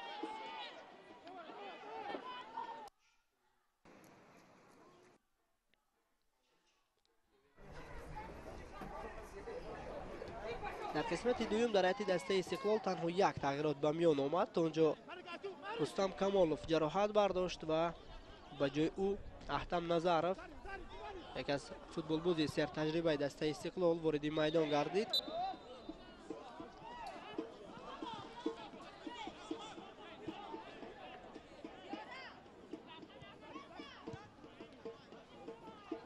در وضعیت قبلی محمد جان رحیموف با دست بازی کرد و به همین خاطر داور مرکز رفتی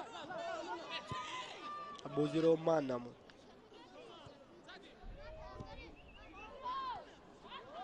در مرکز میدان فوتبال بازی استقلال توپ رو به نظارت خویش گرفتند.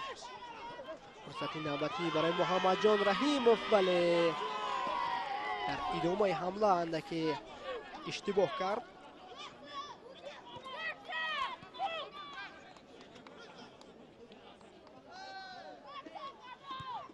بیست دقیقه دیگر باقی ماند تا انجام وقت اساسی رقابت مذکور. حساب باشد 0-1 به نفع بازیگران شهر دوشنبه است. مهران مدمینوف، شهرزاد رجبوف بر مقابل صادق جان قربانوف مبارزه برد و به همین ترتیب به نتیجه هجوم دسته برچی به پایان رسید.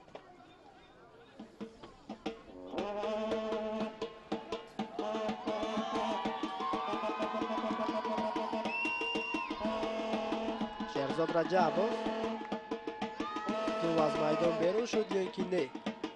بله، داوری مرکز اشاره میکند که باید نیکولا ستاشیچ از نزد دروازه اش توپ رو به بازی وارد کند، چون که در وضعیت قبلی شهرزاد رجبوف توپ رو در میدان نگاه داشته نتوانست.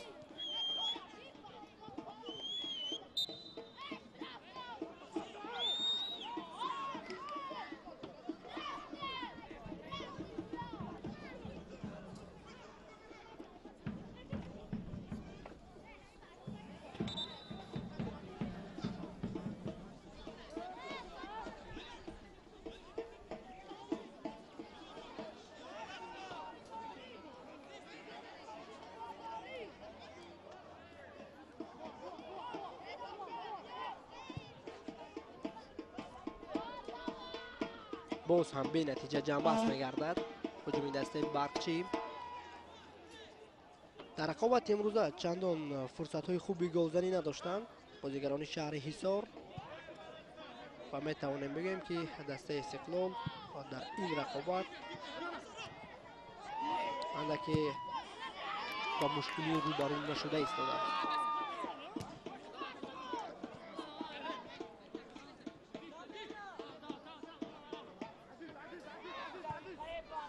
در حد ذخیروی باشگاه استقلال بسیار هم فوتبال بازان جوان قرار دارند. در ادامه رقابت یکی از فوتبال بازانی که به احتمال زیاد وارد میدان می شود این رستم سویرف خواهد بود. حمله‌ور مرکزی او در موقع رضا دهقانی وارد میدان می گردد. محمد جان رحیموف، ارسال محمد جان با امیربک جورابویف و مکنون نیکولاس لورنس، احتم نظرف، علیشیر جلیلوف پس جوابی او به احتم و جایروس اونانا هجوم حریف رو برطرف کرد. نیکولاس لورنس موج دویمی هجوم دسته استقلال، ضربه رضا دهقانی باز هم خطا می رود. اکنون تغییرات به میان می آید. تصدیق گفته های بنده محمد جان رحیموف میدان رو ترک میکند، بازیگر شماره 11 و در موقع او رستم سویرف بازیگر شماره 9 وارد میدان می شود. این دومین تغییرات در حیاط دسته استقلال خواهد بود.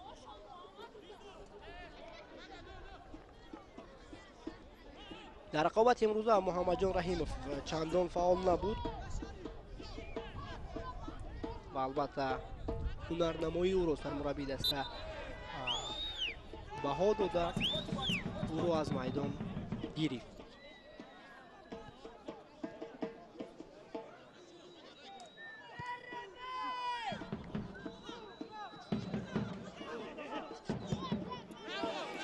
با یک گودسون اشتباه میکند دروازه‌بان دسته برقچی. البته در رقابت امروزه بار اول نیست که با این شیوه که یک گودسون بازی دارد. هنگامی که استقلال پس زدن گل دست یافت اونجا کوی گودسون به اشتباه رخ داده بود، از موقعش بیرون آمد و جوشو اکپوجه پس زدن گل دست یافته بود. علیشر جلیلوف در مرکز میدان خیلی زیبا هنرنمایی کرد. رامیش جلیلوف بر مقابل او موسی قهاروف مبارزه میبرد. در قیاس با دیگر وخوری ها امروز در ورزشگاه مرکزی شهر هزار حضور مخلصان و هواداران دسته برقچی دیده می شود. نیکولاس لورنس، علیشر جلیلوف، فریمپونگ بواتنگ توپ را زده از میدان بیرون کرد.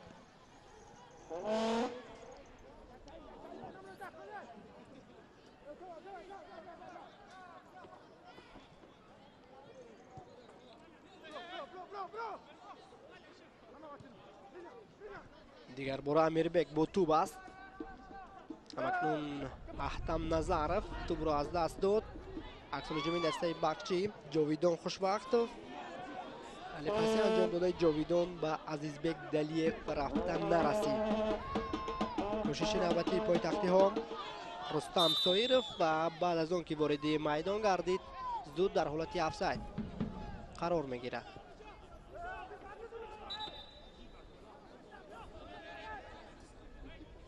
البته در این زاویه خیلی هم خوب دیده می شود که رستم سویرف پیشتر از فوتبال بازی دسته برقچی موقع گرفته بود و این چیز را داور کناری خیلی هم خوب پیخست کرد و زود بیرقچه خود را بالا نمود.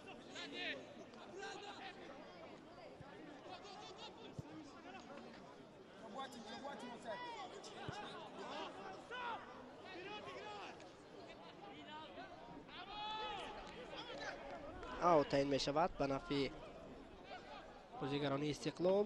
نیکولاس لورنس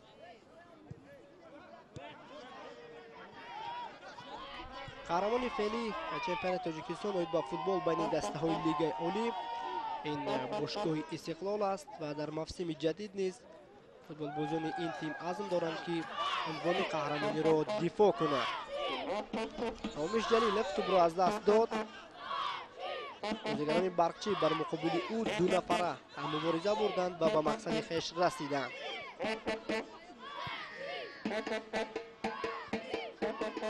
امیربک جورابویف دامی 5 دقیقه آخر است که در خط حمله بیشتر فوتبال بازیکن استقلال فعالند. ضربه نوبتی از جانب رضا دهقانی باز هم بی نتیجه بود.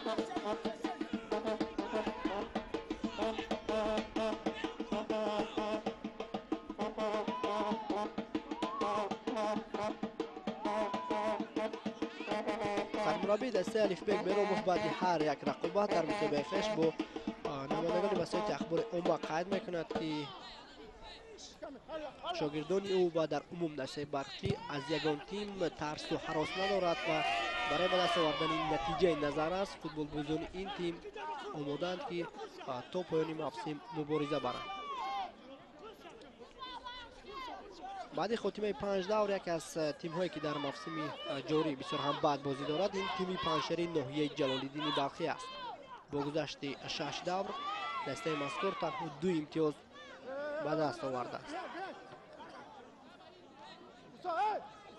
پیشتر از تیم پنجشهر در جدول عمومی لیگ اولی تیم حاصلات موقع میگیرد حاصلات با 13 خال در زینه 11 است و بعد این نتیجه های بدی دسته سرمربی دسته حاصلات امین سبحانی از مقامش برکنار شد.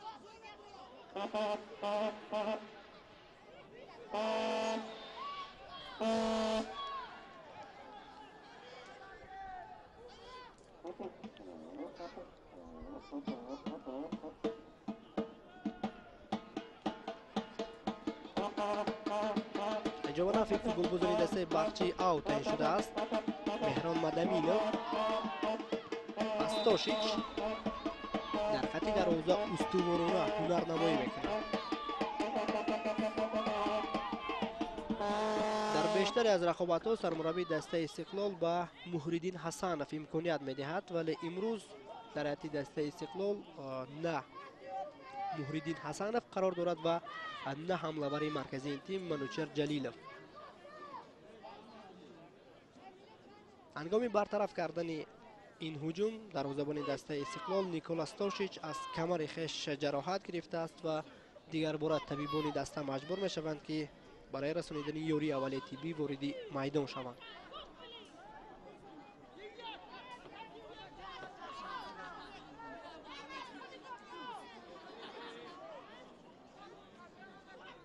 در نیمه دوم آسیبگیری فوتبال بازان بسیار بود. دو بازیگر دسته باغچی برکت‌الله نگمت‌الله زاده و محمد کمال بنابر سبب آسیب برداشتن میدان را ترک نمودند. از هیئت دسته استقلال باشد رستم کمالوف جراحت گرفته بود.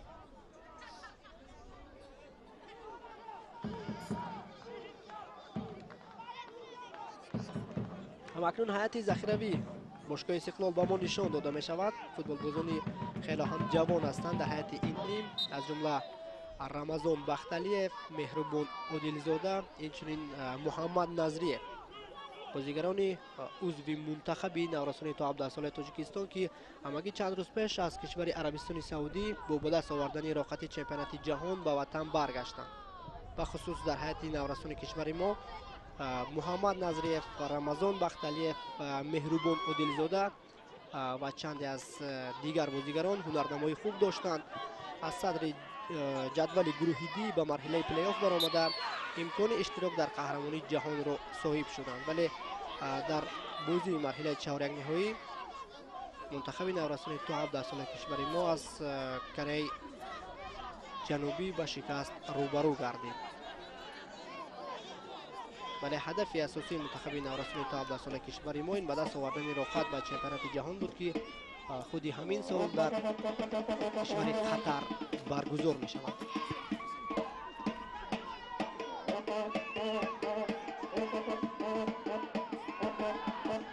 نیکولاس لورنس توپ رو به خط حمله روان نبود، ولی با یک گوتسون از موقع خود بیرون آمده این حالت رو برطرف کرد.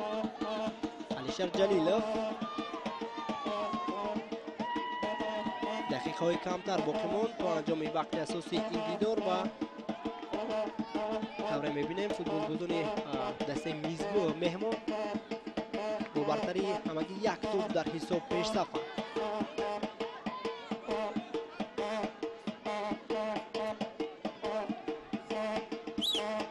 رضا دهقانی پسیو با امیربک جورابویف،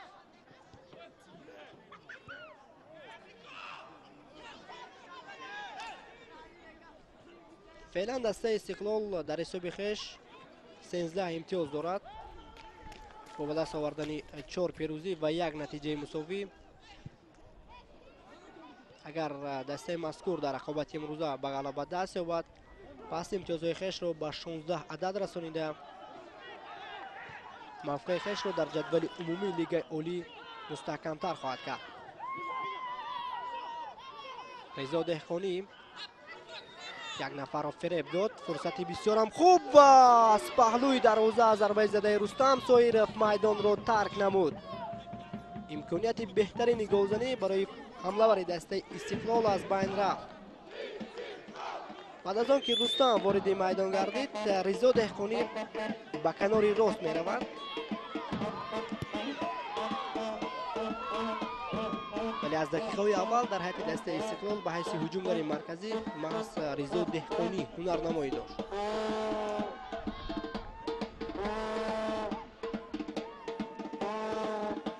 درویش جلیلوف پاسی با جوشوا اکپوجه تبریز اسلاموف همکنون بازیگران استقلال مجبور میشوند که طریق کنار چپ هجوم خویش را به راه مانند. علیشیر جلیلوف فرصت بسیار هم خوب امکانیت هست و رستم سایرف به توپ رسیدن نمیتواند. دوام 2 دقیقه آخری بازی رستم سایرف 2 فرصتی 100% گلزنی داشت ولی از امکانیت های به عمل آمده خویش استفاده بردن نمیتواند. ببینید که علیشیر جلیلوف چطور زیبا حمایتگران برقچی را فریب داد، همه چیز را آماده کرد بهر به ثمر رسانیدن گل، ولی نقطه نهایی را رستم سایرف خوب به انجام رسانیدن نتوانست.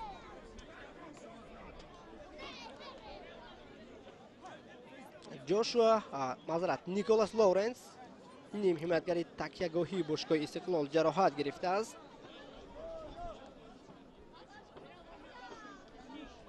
در این وضعیت عزیزبک دلیف از قفا پای لورنس را زیر کرد.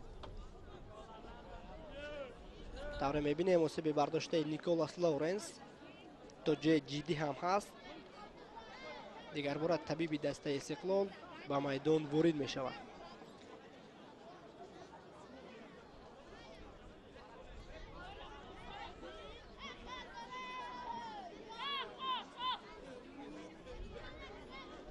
رحمتشاه رحمتزاده و صدیق جان قربانوف با ما نشان داده می شوند.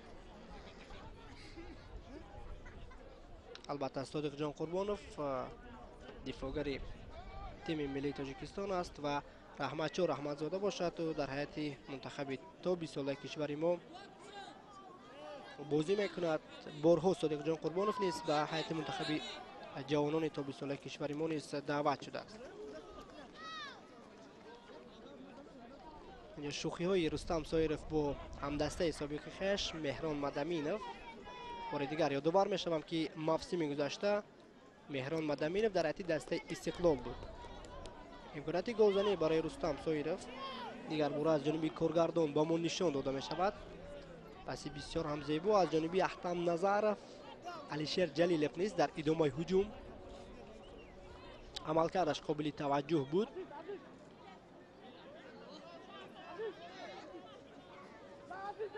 همکنون نیکولاس لورنس از میدان بیرون می شود. وضعیت استانداردی به نفع پایتختی ها. ارسال علیشیر جلیلوف فرصتی بسیار هم خوب برای جوشوا اکپوجه ولی دوباره کناری بیرقچه خود را بلند می کند.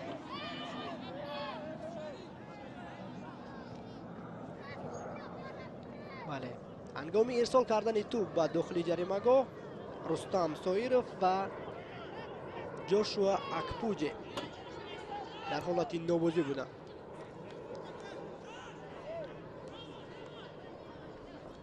تغییرات های نوبتی در هیئت دسته استقلال چند سازمان داده می شود. طور می بینیم شهرام سلیمانوف بازیگر شماره 70 و همچنین مسرور غفوروف برای به میدان آمدن آمادگی می گیرند.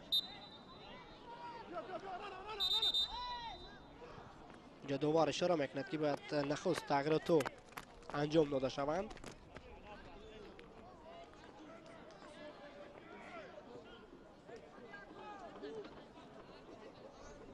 از اوت تبریز اسلاموف توپ را به بازی وارد کرد و در این برابر بازیگران نوبتی از هیئت دسته برقچی آمادند که وارد میدان شوند.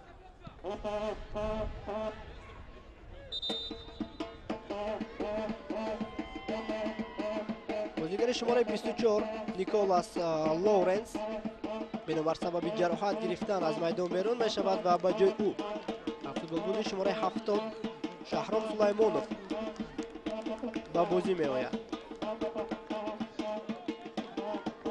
همچنین یک تغییرات دیگر در هیئت پایتختی ها انجام داده می شود.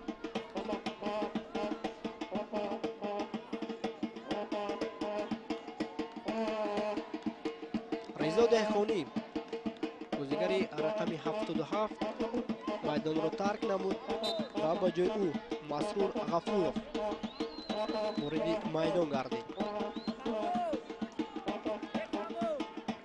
مهران مدامینوف رستم سویروف در مبارزه انفرادی موفق نشد.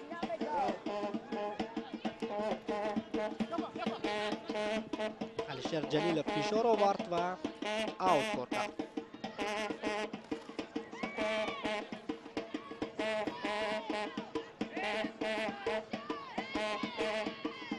دقیقه آخرین وقت اساسی رقابت دسته‌های برقچی و استقلال آغاز شد. یادآور می‌شوم که این رقابت در دایره بازی‌های دور ششم لیگ اولی جریان دارد و حساب باشد به نفع دسته استقلال است. علیشر جلیلوف از پای افتید. داور مرکز اشاره می‌کند که یگان حالت نوبازی نیست.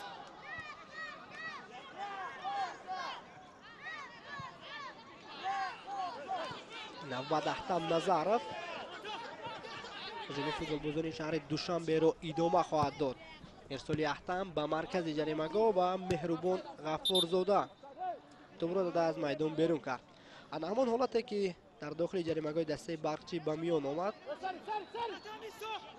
در نوارهای تکراری می‌بینیم. یگان حالتی نوبازی نیست.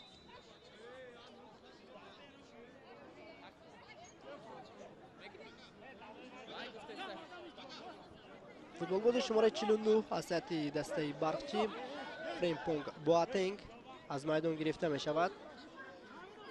اینچنین بازیگر شماره 8 جاویدان خوشوقتов از میدان گرفته شد.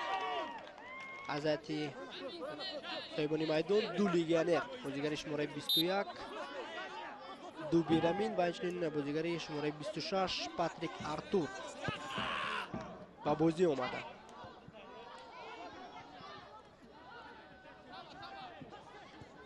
عزیزبک دلیف در رقابت امروز عموما فعال نبود.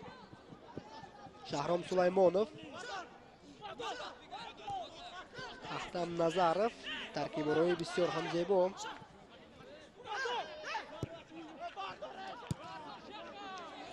دوبیرامین توپ را زده از داخل جریمه‌گاه دسته برقچی بیرون کرد.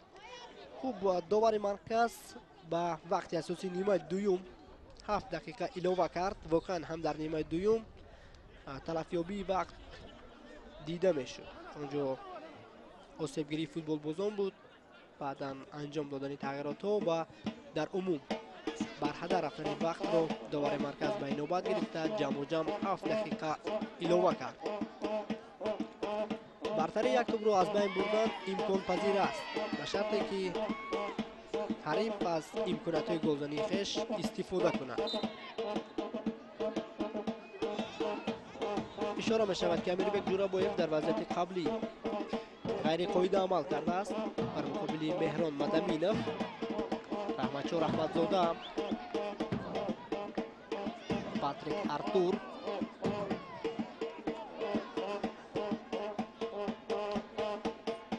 دیگر بار رحمتشور پاس می دهد به مهران.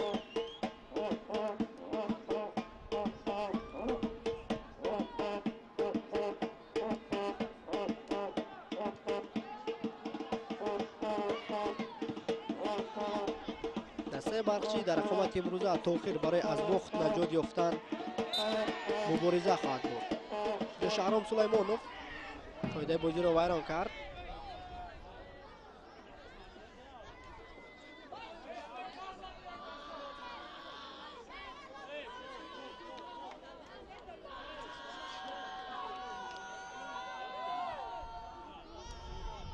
طوری میبینیم در این وضعیت شهرام سلیمانوف بوده است بازی کرده. امکانات بسیار هم خوب برای صاحبان میدان در دقیقه های اخیر به میان می آید. وضعیت استانداردی و در نزد توپ دفاعگر رحمتشور احمدزاده موقع می گیرد. به این وضعیت متوجه می شویم. ضربه رحمتشور احمدزاده و بسیار هم مشکل برای نیکولا ستاشیچ. باید بگیم که امروز در خط دروازه دسته استقلال نیکولا ستاشیچ خیلی هم خوب بازی کرده بود. به واسطه در نیمه دوم و هم در نیمه یکم ضربه‌های زده حریف رو برطرف کرد. در موسم جدید دسته برقچی تنها یک مرتبه شکست خورده است، آن هم در بازی دوی اول از ریگارتاداس با حساب 1-0 بود. در رقابت امروزه نیست بازیگران شهرحصار نزدیکند که عیناً با چنین حساب به شکست روبرو شوند.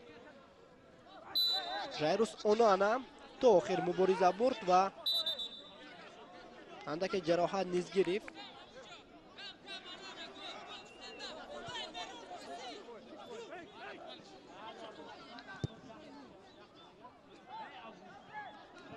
مهربان حمیدوف در کنار راست میدان نتوانست که پسی هم دستش را قبول نماید، چون که ارسال ژایروس اونانا خیلی هم بلند و نادقیق نیز بود.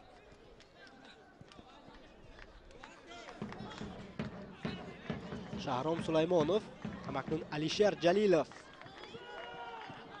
موقعیت پیدا نکرد. کاپیتان دسته استقلال بهر اجرا کردن ضربه حالت نوبازی نیست. هجومی دسته استقلال ادامه می‌یابد. احتم نظرف پس جوابی علیشر به احتم امکانیت هست و طور میبینیم ژایروس اونانا توپ را صاحب شده. عکس الهجوم دسته باغچی را شروع میکند. موسی قهارov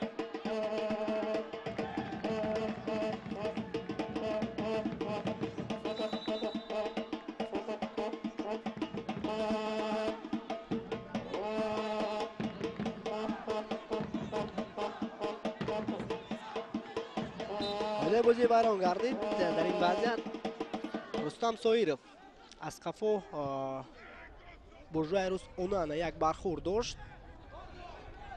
مهربان حمیدوف ادامه حمله دسته برقچی.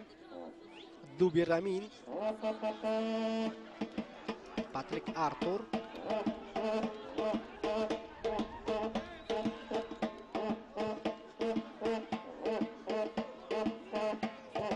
یک دقیقه دیگر ماند تا انجام این بخوری حساب باشد تماما 0-1 به نفع دسته استقلال است.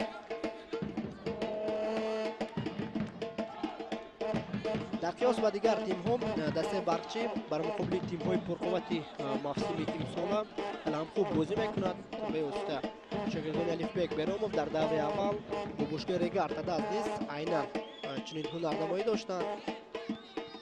در آن بخوری نیست با نتیجه مینیمالی 1-0 شکست خوردند.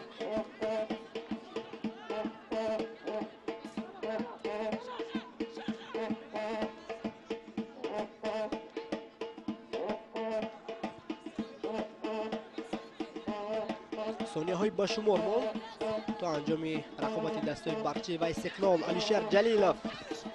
علیشر جلیلوف ضربه زده علیشر بسیار هم خطرناک بود و احتم نظرف ضربه زده او با ستون دروازه برخورد. میتوانست که بر رقابت امروزه نقطه نهایی گذارد. دوار مرکز صدایشتک خود را بلند نمود و البته این صدا از انجام بخوری دسته های برقچی و استقلال درک میدهد.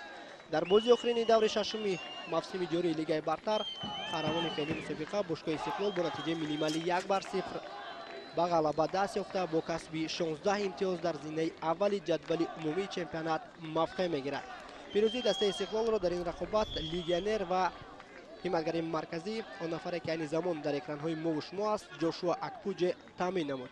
در همینجا گزارش مستقیم ما به انجام رسد. تنسیت تو خانه آباد باشید و این رقابت را برای شما شرح و توضیح دادم. من دولت خطیب زاده با جمعی همکاران تکنیکی تحت رهبری کارگردان سلطان فرزودیه.